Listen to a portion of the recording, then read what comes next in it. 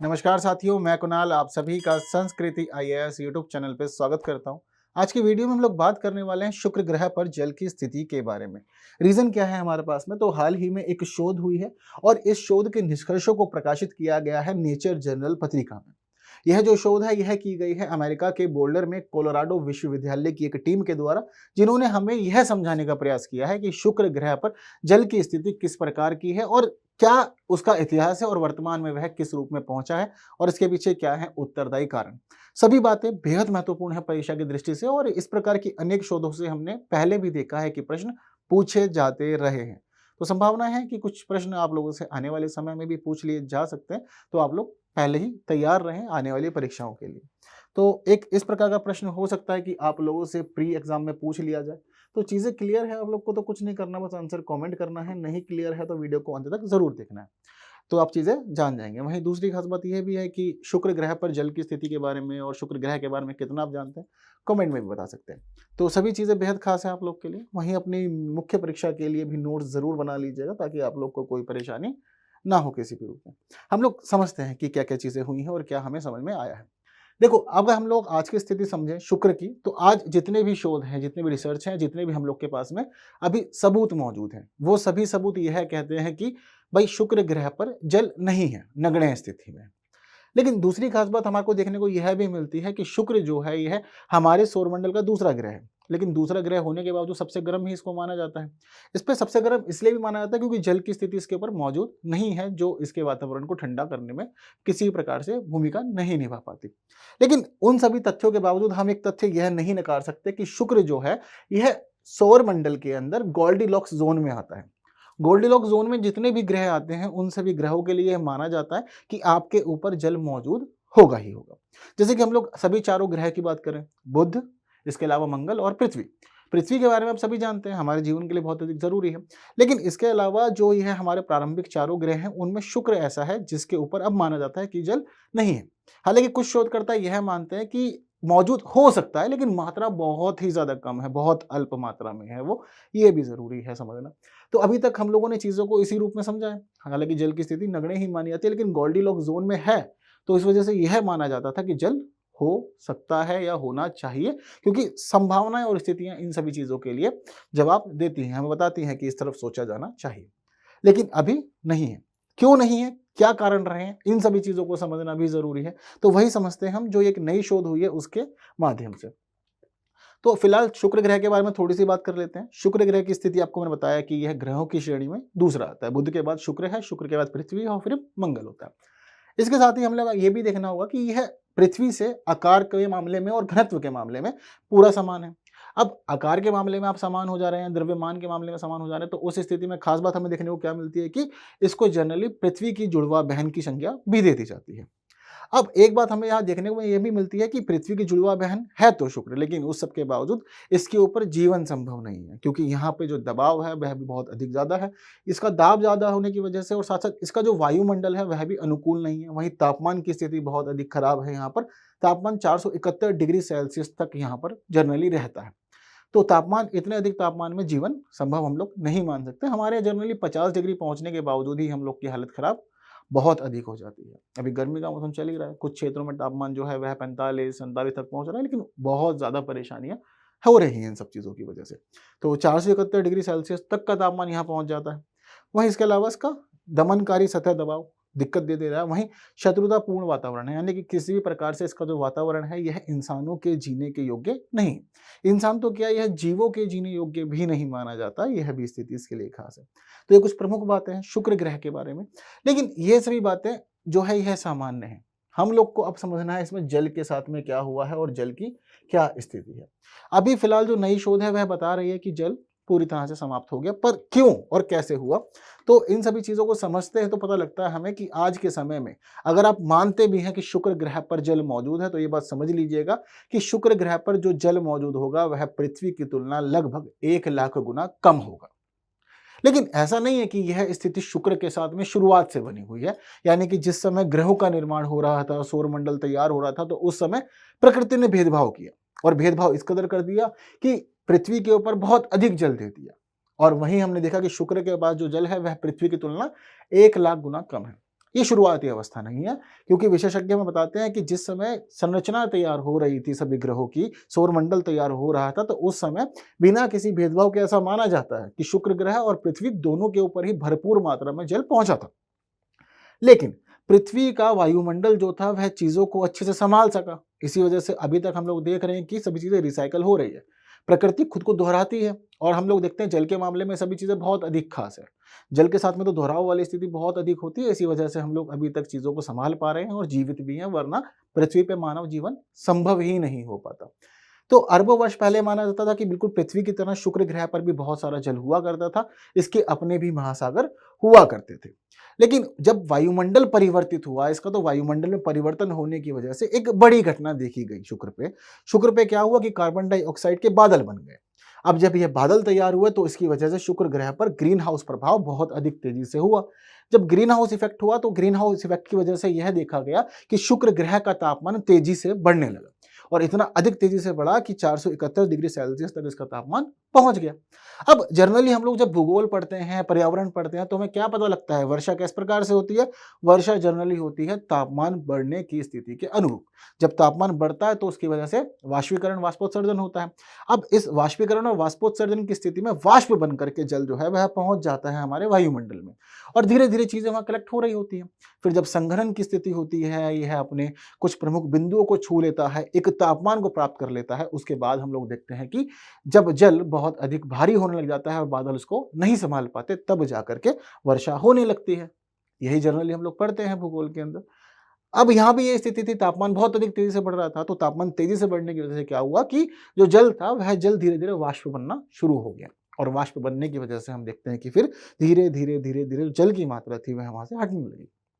अब बहुत सारे लोगों के मन में यह प्रश्न आएगा कि सर, जब पृथ्वी पे साइकिल चल रहा है, पृथ्वी पे वाष्पीकरण, वाष्पोत्सर्जन हो रहा है, जल उठ के चला जा रहा है, उठ के जाने के बाद में कहीं ना कहीं वह गिर रहा है, यानी कहीं ना कहीं वर्षा हो रही है, तो शुक्र पर ऐसा क्या रहा कि जल यहाँ पे उठा तो, लेकिन यह यहाँ कहीं भी जाकर के नहीं गिरा, और इसकी वजह से शुक्र ग्रह पर पानी की कमी हो गई। प्रश्न तो कायदे से बनना चाहिए, क्यों नहीं बनना चाहिए, प्रश्न तो बनना चाहिए ना।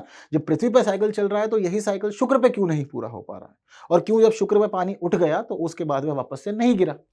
तो देखिए, इस सभी चीजों के पीछे भी कुछ अनेक कारण बताए हैं विशेषज्ञों ने, जिन्होंने चीजों को जाना समझा है। अभी जो हमारे एक्सपर्ट्स हैं वह मानते हैं कि इस पूरी की पूरी घटना के पीछे जो जिम्मेदार है वह एक खास फैक्टर है, जिसको कहा जाता है HCO प्लस डिसोसिएटिव रिकॉम्बिनेशन। यह पूरी प्रक्रिया जिम्मेदार है इस पूरे के पूरे घटनाक्रम के लिए और शुक्र पर जल की स्थिति को समाप्त करने के लिए।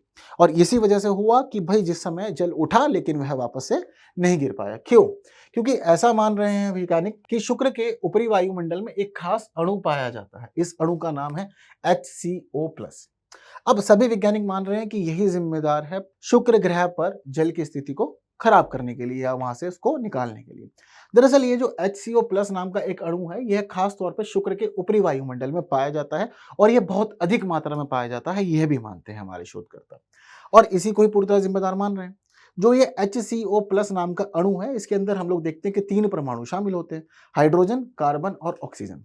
अब ये तीनों ही तीनों शामिल है, और तीनों की खास बात यह है कि जो ये HCO प्लस है, यह उसके वायुमंडल में बहुत ही छोटे जीवन काल को लेकर के आता है, थोड़े समय के लिए रहता है, लेकिन थोड़े समय के रहने के साथ ही यह बड़े नुकसान करा रहा है उसके पूरे वायुमंडल में। जैसे ही ये जो अणु है HCO प्लस शुक्र के वायुमंडल में तैयार होता है, तो शुक्र के वायुमंडल में तैयार होने के साथ ही हम यहाँ देखते हैं कि इलेक्ट्रॉन तुरंत एक्टिवेट हो जाते हैं, और इलेक्ट्रॉन तुरंत एक्टिवेट होने के साथ ही इनका सामना करते हैं। अब HCO प्लस तैयार हो रहा है इसके वायुमंडल में, वहीं जो इलेक्ट्रॉन है ये भी वहां पर पहुंच जा रहे हैं, और पहुंचने के साथ साथ क्या हो रहा है, इनका फिर आपस में पुनर्संयोजन हो रहा है। ये आपस में मिले, पुनर्संयोजन हो गया इनका। पुनर्संयोजन की स्थिति में कि एक घटना इस प्रकार होती है कि जो यह HCO प्लस होता है, ये 2 भागों में टूट जाता है, और 2 भागों में टूटने की वजह से हम देखते हैं कि हाइड्रोजन अलग हो जाता है। अब हाइड्रोजन अलग होने के साथ साथ क्या करता है कि यह जल को लेकर के इसके ग्रह से बाहर निकल जाता है, इसके क्षेत्र से बाहर निकल जाता है, और अंतरिक्ष में फिर ये चीजों को लेकर के फ्लो करने लगता है।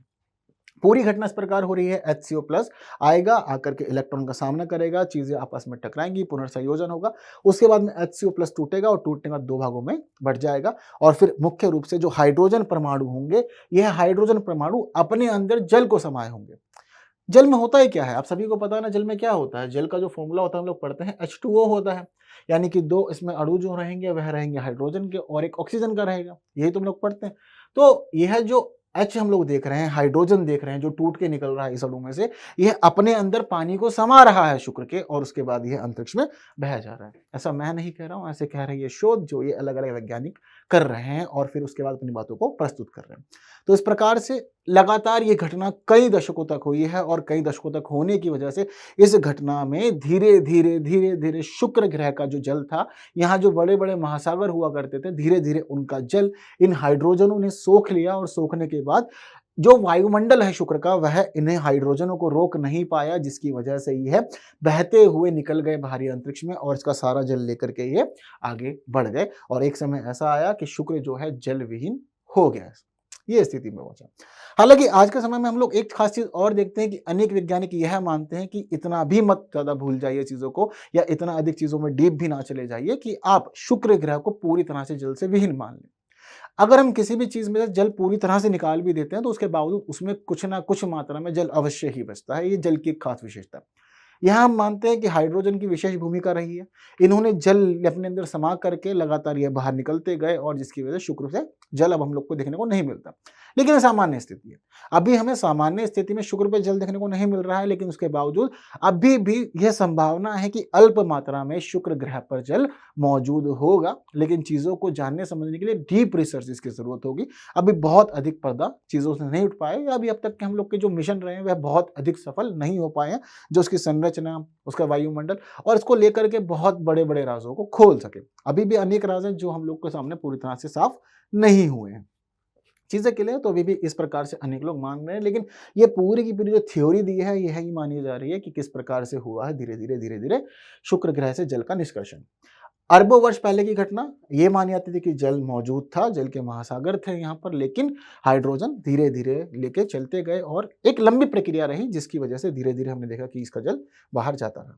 तो अभी भी माना जा रहा है कि आने वाले समय में अनेक मिशन हैं अलग अलग देशों के, ये जो मिशन यहाँ पहुंचेंगे अनेक राजों को हमें बताएंगे और चीजों को सुलझाने में मदद करेंगे।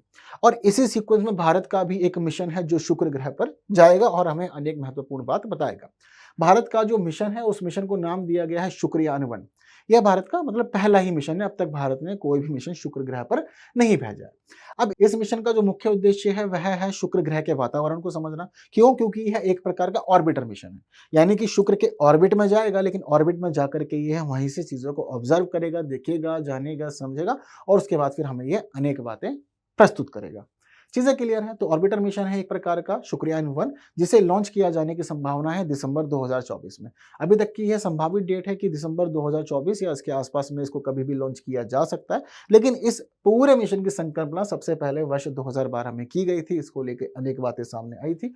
यह माना जा रहा है कि इसको GSLV Mark II रॉकेट के माध्यम से लॉन्च किया जाएगा और यह सक्सेसफुली अगर वहां पहुंच जाता है शुक्र के ऑर्बिट में और शुक्र के ऑर्बिट में रहकर के चीजों को समझने जानने में हमें मदद करता है, तो यह वहां पर लगभग 4 वर्षों तक एक्टिव रहेगा और 4 वर्षों तक एक्टिव रहते हुए शुक्र के वायुमंडल की जो भी महत्वपूर्ण बातें हैं हमें बताएगा और उसके माध्यम से हम लोग जितना भी चीजों को समझ जान सकते हैं हम लोग अपनी शोध को आगे बढ़ाएंगे। सिर्फ इतना ही नहीं, यह मिशन अकेला भारत का मिशन नहीं है, क्योंकि यह भी संभावना जताई जा रही है कि दुनिया के अनेक देश अपने अलग अलग पेलोड्स भी इसमें भेजने वाले हैं, जिसमें आगे नाम चल रहा है जर्मनी, स्वीडन, फ्रांस और रशिया का, कि इनके पेलोड भी हम लोग लेकर के जाएंगे और सबके पेलोड जाकर के शुक्र की स्थिति को समझने में मदद करेंगे और दुनिया के लिए जो भी प्रश्न है उन सबके उत्तर हमें मिलेंगे, इसकी भी पूरी संभावना है। तो शुक्र को लेकर के खास मिशन भी याद रखिएगा, जब जब बातें आए तो आप लोग लिख सकते हैं। वहीं जो थियोरी है, जो इन्होंने अपनी रिपोर्ट प्रस्तुत की है नेचर जर्नल में, वह सब बात भी मैंने आप लोग को बता दी है। उम्मीद करते हैं कि अभी यहाँ तक तो कोई समस्या किसी को नहीं होगी, और जब समस्या नहीं है तो जल्दी से इस प्रश्न का उत्तर अब आप लोग कमेंट कर दीजिए। ठीक है, चीज़ों को अच्छे से जान समझ लिया है तो आंसर कमेंट कर दीजिए, अपने नोट जरूर बना लीजिएगा। वहीं सेशन इन्फॉर्मेटिव लगा है तो बाकी साथियों तक शेयर जरूर कीजिएगा और वीडियो को लाइक के बिना नहीं जाना है। हाँ, आपको आंसर चाहिए होगा तो देखिए आप लोग की स्क्रीन पर है, उम्मीद करते हैं कि सही रहा होगा, तो कमेंट में आंसर जरूर बताना है। बाकी बातें अगली वीडियो में करेंगे कुछ नए विषयों के साथ, तब तक के लिए विदा दीजिए। Thank you so much.